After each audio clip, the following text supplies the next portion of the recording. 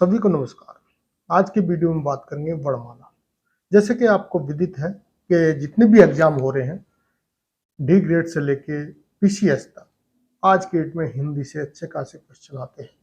और एक हिंदी अगर देखा जाए अच्छे नंबर लेने के लिए बहुत ही शॉर्ट पार्ट है। यानी कि हिंदी से क्वेश्चन का मतलब आने का मतलब आपको हिंदी ग्रामर की जानकारी होनी चाहिए। अगर जितना समय आप दूसरे पे जो जैसे जीके है, जीएस है, मैथ है, उन पे देते हैं, अगर उतने से आधा भी आप समय हिंदी पे दे दें तो हिंदी के जो 70% यानी कि 100% आप नंबर प्राप्त कर सकते हैं। बस थोड़ा सा हिंदी आपको ग्रामर आने चाहिए। तो आज हम बात करेंगे थोड़ा सा वर्णमाला से कहाँ कहाँ से क्वेश्चन आते हैं। तो सबसे पहले तो दोस्तों आपको वर्णमाला का पता होना चाहिए कि वर्णमाला होती क्या है। जैसे किसी भी भाषा में जो शब्द होते हैं और जो क्रमबद्ध बनाया जाता है उसको हम क्या कहते हैं, वर्णमाला कहते हैं। अब जैसे देवनागरी जो हिंदी की बात करें, देवनागरी की जो वर्णमाला है उसमें दो तरह के वैसे नॉर्मल शब्द हैं, एक है स्वर्ग, दूसरे हैं व्यंजन। लेकिन अगर जो क्वेश्चन का देखें तो स्वर्ग में भी बहुत सारे अलग अलग तरह के वर्ड हैं यानी कि शब्द हैं, और व्यंजन में भी। तो दोस्तों सबसे पहले तो आपको जो स्वर्ग है उनको ए से लेके जैसे ए आ ई औ औ री री ए आई ओ औ अंग है। तो ये सबके इनकी तो जानकारी नॉर्मली हो सभी को होती है।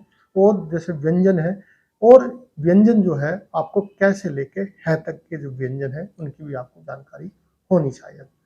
अब यहाँ से तो क्वेश्चन यही आता है स्वर्ग व्यंजन की कितनी संख्या है, तो टोटल 52 है। तो आपको पता होना चाहिए। लेकिन 52 में भी कौन कौन से कितने स्वर्ग हैं, कितने व्यंजन हैं, कितने संयुक्त व्यंजन हैं, ये भी आपको जानकारी होनी चाहिए। सबसे पहला जो क्वेश्चन यहाँ पर आने वाला है, सबसे ज़्यादा जो आता है, जैसे हमने लिखे हैं संयुक्त व्यंजन।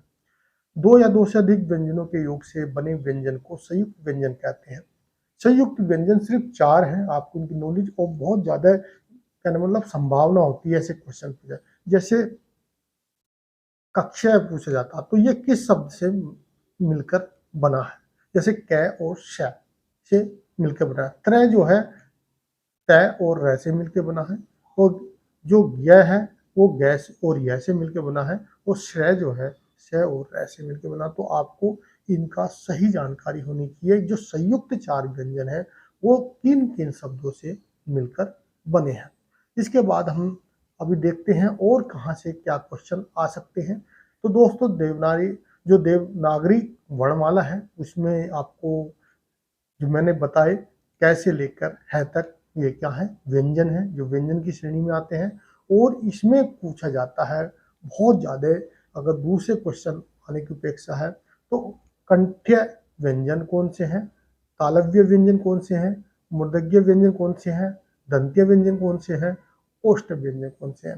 दोस्तों जैसे कै वर्ग है इसको कंठक व्यंजन बोले जाता है, और जो चय वर्ग है, चय वर्ग के बाद स और य इसमें शामिल है तो इसको तालव्य व्यंजन बोला जाता है। और जो टय से लेकर ण और ढ र और श जो है ये मुख्य व्यंजन बोला जाता है। और दंत व्यंजन यानी कि जो, अब इनको मैं आपको थ द ध न ल स, ओष्ठ व्यंजन जो है प फ ब भ में आपको बता दूं, जो व्यंजन हमारे कंठ से बोले जाते हैं यानी कि सबसे नीचे जो कंठ होता है कंठ उससे बोले जाते हैं उनको कंठ व्यंजन बोलते हैं। और जो आपका ताल जब आप बात कर रहे हैं जब व्यंजन का जो शब्द को आप बोलते हैं और आपका तालव्य से आपस में मिले तो उसको हम तालव्य व्यंजन बोलते हैं। और उसके बाद मूर्धन्य व्यंजन जो है वो आपका थोड़ा सा ऊपर जब आप बोलेंगे जो आपस में टकराता है। उसके बाद दंत आपकी जीभ यानी कि दांतों से टच इस पर करती है तो उनको दंत्य।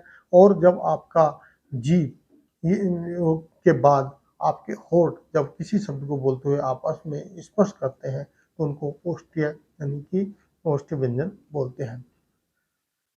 फिर प्रत्यय विधि के आधार पर वर्गीकरण किया गया है। जैसे इसमें जो है स्पर्श व्यंजन, स्पर्श व्यंजन कौन कौन से हैं, तो कै वर्ग, च वर्ग, ट वर्ग, त वर्ग और प वर्ग, ये जो है आपके स्पर्श व्यंजन कहलाते हैं।